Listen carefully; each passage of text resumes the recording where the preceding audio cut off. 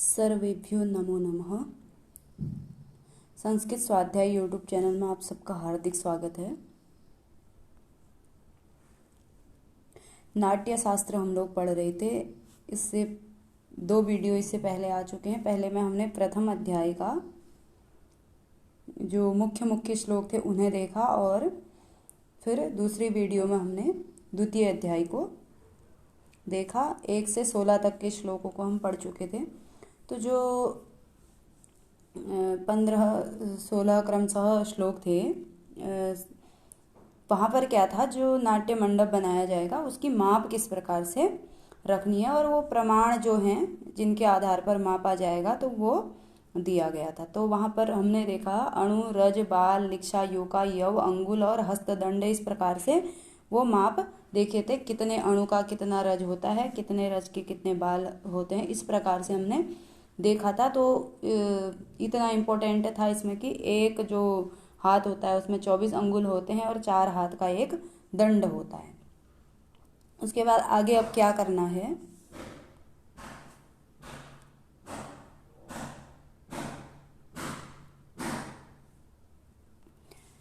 चतुष्षष्टिः करान् कुर्यात् दीर्घत्वेन तु मंडपम 32 च विस्तारम मृत्यानाम यो भवेद। यह क्या कह रहे हैं कि यह यहाँ पर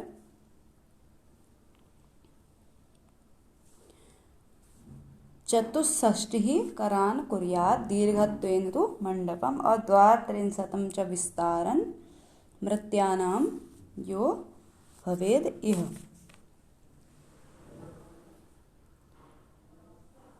यहाँ पर यह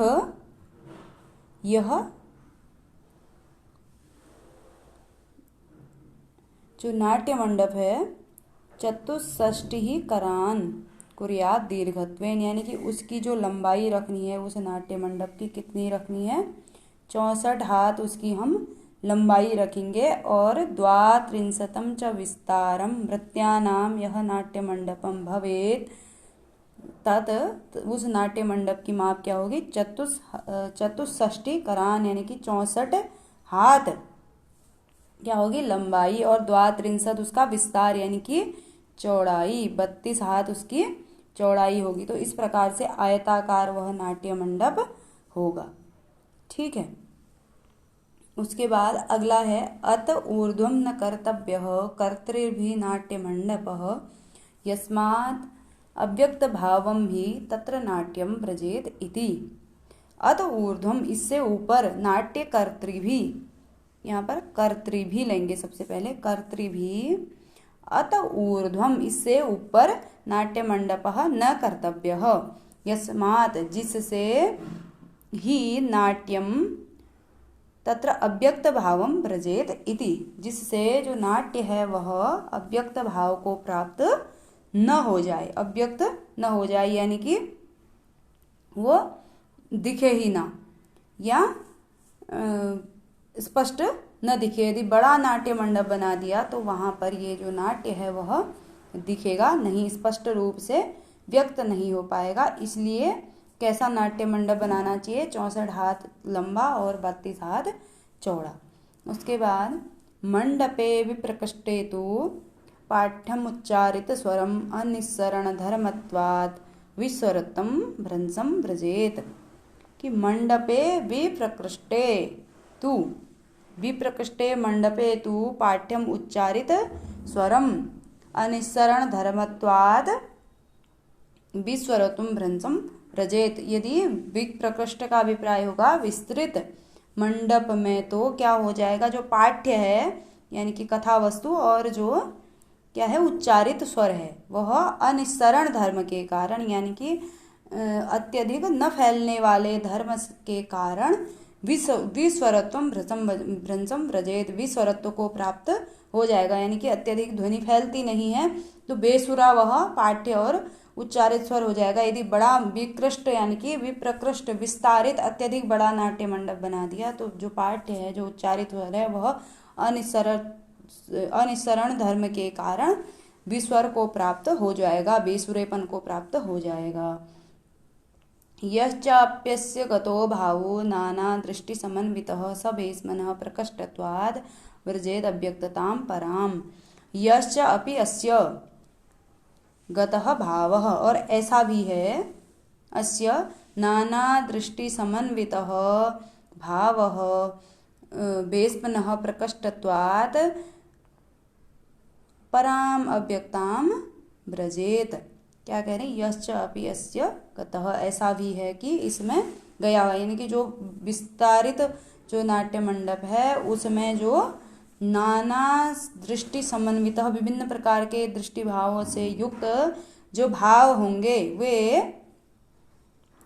नाट्य मंडप के वेशपनः नाट्य ग्रह के प्रकृष्टात यानी कि विस्तार के कारण बहुत अव्यक्तता को प्राप्त हो जाएगा। प्रेक्षाग्रहाणां सर्वेषां तस्मान् मध्यमम् इष्यते यावत् पाठ्यं च गेयं च तत्र श्राव्यतरं भवेत्। यहाँ पर श्रव्यतरम हुआ है, श्राव्यतरम होना चाहिए। प्रेक्षाग्रहाणां सर्वेषां, सभी प्रेक्षाग्रहों में, तस्मात् मध्यमम् इष्यते, तस्मात् इसलिए, सर्वेषां प्रेक्षाग्रहाणां मध्यमम् इष्यते, यावत् पाठ्यम च गेयम च, पाठ्य और गेय जिस कारण, सब, तस्मात् इसलिए, सर्वेषां सभी प्रेक्षाग्रहों में से मध्यम वाला जो है, तीन प्रकार के बताए गए हैं, ज्येष्ठ, मध्यम और अवर अथवा कनीय जिसे कहा गया है, तो उनमें से जो मध्यम वाला है यानी कि जिसकी माप 64 हाथ बताई गई थी, प्रारंभ में ज्येष्ठ की 108, दूसरे की मध्यम की 64 और तीसरे की 32 बताई गई थी। तो इन सब में से कौन सा वाला सबसे उपयुक्त है? मध्यम वाला सर्वाधिक उपयुक्त है। तो यावत जिससे क्या होगा? पाठ्य और गेय श्राव्यतर हो जाएगा, यानी कि सुनने के लिए सुश्राव्य हो जाएगा। फिर वही श्लोक पहले भी कह दिया था, जो प्रसंगवश यहाँ पर भी कहा गया है, प्रेक्षाग्रहाणां सर्वेषां त्रिप्रकारो विधि स्मृतः विकृष्टः चतुरस्रश्च त्रयश्चैव प्रयोक्तृभिः, यानी कि जो बनाने वाले हैं उनके द्वारा सर्वेषां प्रेक्षाग्रहाणां, सभी प्रकार के प्रेक्षाग्रहों की तीन प्रकार की विधि बताई गई है, विकृष्ट, चतुरस्र और त्रयस्र। अब फिर आगे कह रहे हैं कनीयस्तु स्मृतम त्रयस्रम, जो कनीय होता है छोटा वाला सबसे उसको त्रयस्र माना जाए, जो चतुरस्र होता है वह मध्यम हो जाए, और जो ज्येष्ठ है उसको विकृष्टम विज्ञेयम नाट्य वेद प्रयोक्तृभिः, नाट्य वेद प्रयोक्तृभिः कनीयस्तु त्रयस्रम स्मृतम चतुरस्रम तो मध्यमम और ज्येष्ठम तो विकृष्टम विज्ञेयम। जो नाट्य के प्रयोक्ता हैं उनके द्वारा जो कनीय है उसको त्रयस्र समझा जाए, यानी कि कहने का भाव यह है कि जो कनीय है वही त्रयस्र है और जो मध्यम है वही चतुरस्र है और जो ज्येष्ठ है वही विकृष्ट है। तो इस प्रकार से ये नाट्य मंडप हो गए। देवानां मानसी सृष्टि गृहेषु उपवनेषु च यत्नाभावाभिनिष्पन्नाः सर्वे भावा ही मानुषाः। तो यहाँ पर क्या है, वही श्लोक पहले भी पढ़ चुके हैं। देवताओं की गृहों और उपवनों के विषय में कहने का अभिप्राय है, जो देवता लोग हैं वो अपनी मानसी सृष्टि के द्वारा ही कहीं पर भी घर और उपवन की रचना कर सकते हैं, परंतु सर्वे मानुषाः भावाः, मनुष्यों के द्वारा जो निष्पन्न भाव होते हैं वो कैसे निष्पन्न होते हैं? यत्न भावा भी निष्पन्ना, यत्न भाव यानी कि प्रयत्न के द्वारा, अत्यधिक प्रयत्न के द्वारा निष्पन्न किए जाते हैं। और आगे एक इम्पोर्टेंट लाइन कह रहे हैं, तस्मात् देवकृतैः भावैर्न विस्पर्धेत मानुषाः, इसलिए देवकृतैः भावैः यानी कि देवताओं के द्वारा किए गए भाव यानी कि क्रियाओं से मानुषः न विस्पर्धेत, यानी मनुष्य को देवताओं के द्वारा की गई क्रियाओं से स्पर्धा नहीं करनी चाहिए। तो अगले 23वें श्लोक इसी के तीसरे चौथे चरण में फिर दूसरा भाव है। तो इसमें क्या कह रहे हैं, मानुषस्य तो गेहस्य संप्रवक्ष्यामि लक्षणम, और मनुष्य का जो गेह का अभिप्राय होगा नाट्यग्रह, तो इस नाट्यग्रह का मैं लक्षण कहता हूँ। प्रवक्ष्यामि लक्षणम मनुष्य गेहस्य लक्षणम प्रवक्ष्यामि, मनुष्य का जो नाट्यग्रह है उसका लक्षण मैं कहूँगा। आगे फिर मनुष्य का जो नाट्यग्रह है उसका लक्षण कहा जाएगा। तो पहले क्या करना चाहिए मनुष्य को, भूमेर्विभागं पूर्वं तु परीक्षेत प्रयोजकः ततो वास्तु प्रमाणेन प्रारभेद सुवेक्षया। अब क्या कह रहे हैं कि प्रयोजकः, जो प्रयोजक है, जो नाट्य का आयोजन करने वाला है, उसने सबसे पहले क्या करना चाहिए? भूमि विभागम तु पूर्वम परीक्षेत, भूमि विभाग को सबसे पहले परीक्षण करना चाहिए। भूमि खंड यानी कि जहाँ पर नाट्यगृह बनना है उस भूमि खंड की सबसे पहले परीक्षा करनी चाहिए। ततः उसके बाद वास्तु प्रमाणेन शुभेच्छया प्रारभेत, उसके बाद वास्तु प्रमाण के द्वारा और अच्छी इच्छा से, शुभ इच्छा के द्वारा कार्य को प्रारंभ करना चाहिए। अब भूमि के विषय में बताया गया है, भूमि कैसी होनी चाहिए? समा स्थिरा तु कठिना कृष्णा गौरी च या भवेत् भूमिस्तत्रैव कर्तव्यः कर्तृभिर्नाट्यमण्डपः। कर्तृभिर्नाट्यमण्डपः तत्रैव कर्तव्यः। भाव क्या है? मूल वाक्य है कि नाट्य मंडप को करने वाले, जो नाट्य मंडप बना रहे हैं, उनके द्वारा वहीं पर नाट्य मंडप करना चाहिए। कहाँ पर? या भूमि, जो भूमि समा स्थिरा कठिना कृष्णा गौरी भवेत, या भूमि, और जो भूमि कैसी हो? समा समतल, स्थिरा स्थिर, कठिना कठिन, कृष्णा कृष्ण काली और काली मिट्टी, गौरी सफेद मिट्टी या भूरी मिट्टी भी किसी पुस्तक में दिया गया है। तो जहाँ पर ऐसी मिट्टी हो वहाँ पर कर्तृभि, नाट्य मंडप को करने वालों के द्वारा वहीं उसी भूमि पर नाट्य मंडप करना चाहिए, बनाना चाहिए। आगे क्या करना चाहिए? प्रथमं शोधनं कृत्वा लांगलेन समुत्क्रसेत् अस्ति कील कपालानि तृणगुल्माश्च शोधयेत्। उसके बाद क्या करना चाहिए? प्रथमं शोधनं कृत्वा, सर्वप्रथम शोधन करके, साफ करके, लांगलेन समुत्क्रसेत्, और लांगल के द्वारा, यानी कि हल, लांगल को बोलते हैं, हल को बोलते हैं लांगल, तो हल के द्वारा समुत्क्रसेत् यानी कि जुतवाया जाए उस भूमि को। उसके बाद अस्ति कील कपालानि तृणगुल्माश्च, अस्ति यानी कि हड्डियाँ, कील कपाल इत्यादि जो भी मिट्टी में है, उस जमीन के अंदर से हल के माध्यम से निकले हैं, तृणगुल्माश्च, और तृण घास, और गुल्म मतलब होती है झाड़ियाँ, उन सबको शोधयेत्, उनका शोधन करना चाहिए। फिर शोधयित्वा वसुमतिं प्रमाणं निर्दिशेत् ततः।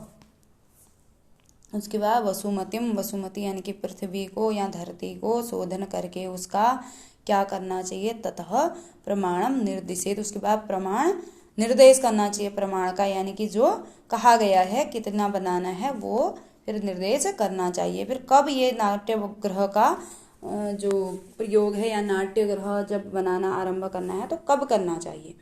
तो उसके विषय में कहा गया त्रिउत्तराणि सौम्यम च विशाखापि च रेवती हस्तितिश्च अनुराधाश्च प्रशस्ता नाट्य कर्मणि। तो जो त्रिउत्तराणि, तीन उत्तरा नक्षत्र जो हैं, उत्तरा फाल्गुनी, उत्तरा आषाढ़ा और उत्तरा भाद्रपदा, वो जो नक्षत्र हैं, तीन उत्तरा नक्षत्र हो गए। उसके बाद अगला सौम्य बोलते हैं मृगशिरा नक्षत्र को, अगला विशाखापि च रेवती, और विशाखा नक्षत्र, रेवती नक्षत्र और हस्त नक्षत्र और तिष्य नक्षत्र और अनुराधाश्च, और अनुराधा, इन नक्षत्रों में नाट्य कर्मणि प्रशस्ता, नाट्य कर्म को क्या बताया गया है? प्रशंसनीय बताया गया है। इन नक्षत्रों के योग में नाट्य कर्म को, यानी कि नाट्यगृह के निर्माण के कार्य को प्रशस्त प्रशंसनीय बताया गया है। तो यहाँ पर क्या है कि इतने 9 नक्षत्र बताए गए हैं। इन 9 नक्षत्रों में कुछ लोगों के मत में ये जो 9 नक्षत्र हैं, 3 उत्तरा नक्षत्र, मृगशिरा नक्षत्र, विशाखा, रेवती और हस्ती और तिष्य और अनुराधा नक्षत्र, जो 9 नक्षत्र हैं, इनको उपयुक्त बताया गया है। और कुछ लोगों के मत में पुष्य नक्षत्र को उपयुक्त बताया गया है, तो उसको भी देखेंगे। पुष्प नक्षत्र योगेन शुक्लम सूत्रम प्रसारयेत, और पुष्य नक्षत्र के योग में शुक्ल सफेद वर्ण के सूत्र को फैलाना चाहिए, यानी कि जो सूत्र है, जो धागा, क्योंकि किसी भी चीज के जब भवन इत्यादि बनता है तो एक धागे के द्वारा नापजोख की जाती है। तो जब पुष्य नक्षत्र का योग होता है उस समय सफेद सूत्र, यानी कि जो चूने में भिगा करके एक धागे को फैलाना चाहिए। अब वो धागा किसका बने ये भी इसमें विधान है। तो जो धागा है वह किस चीज से बने? कार्पासम बालवजम वापि मौंजम बालकलमेव च सूत्रम बुधेस्तु कर्तव्यम यस्य छेदो न विद्यते। उसके बाद क्या कह रहे हैं कि कार्पास कपास का, बालवज एक प्रकार की बलवज नामक घास होती है उसका, मौंज मुंजा का अथवा बलकल का, बुधैस्तु सूत्रम कर्तव्यम विद्वानों के द्वारा, बुधैस्तु कार्पास यानी कपास का, बालवज बलवज का, और मौंजम वा अपि बलकलम एवच मौंज अथवा बलकल का भी सूत्रम कर्तव्यम किया जाना चाहिए। यस्य छेदः न विद्यते जिसका छेद न हो यानी कि जो टूटे ना, इस प्रकार का सूत्र बनाना चाहिए उस नाट्य मंडप की नाप जोख इत्यादि के लिए। और यदि वह टूट जाता है तो फिर क्या समस्या आती है? अर्ध छिन्ने भवेत् सूत्रे स्वामिनो मरणं ध्रुवं त्रिभाग छिन्नया रज्ज्वा राष्ट्रकोपो विधीयते छिन्नायां तु चतुर्भागे प्रयोक्तुर्नाश उच्यते हस्ता प्रविष्टया वापि कश्चित् अपचयो भवेत्। अर्धछिन्ने सूत्रे स्वामिनः मरणं ध्रुवं भवेत्। यदि वह सूत्र, जो सूत्र बना रखी है, जो रस्सी यानी कि जिसको नापने के लिए प्रयुक्त कर रहे हैं, जो धागा, यदि वह मध्य से छिन्न हो जाता है, 10 मीटर का यदि ये रस्सी है तो 5 मीटर के आसपास से वह छिन्न हो जाता है, टूट जाता है, तो वहां पर क्या होता है? स्वामी का मरण ध्रुव है यानी कि निश्चित है, स्वामी की मृत्यु निश्चित है। और त्रिभाग छिन्नया रज्ज्वा राष्ट्रकोपो विधीयते, और यदि तीसरा भाग यानी कि तीसरे भाग से वो रस्सी टूट जाती है तो फिर क्या होता है? राष्ट्रकोप होता है। और छिन्नायाम तो चतुर्भागे प्रयोक्तुर्नाश उच्यते, और चौथांश यानी कि चतुर्थ भाग जो है उस रस्सी का टूट जाए तो वहां पर क्या होता है? प्रयोक्तु, जो प्रयोग करने वाला है, जो नट इत्यादि है, उसका नाश उच्यते, उसका नाश हो सकता है। और हस्तात् प्रविष्ट्या वापि कश्चित अपचयो भवेत्, और हाथ से भी यदि रस्सी गिर जाती है, वह सूत्र छूट जाता है तो भी कुछ न कुछ अपचय मतलब होता है हानि हो जाएगी। उसके बाद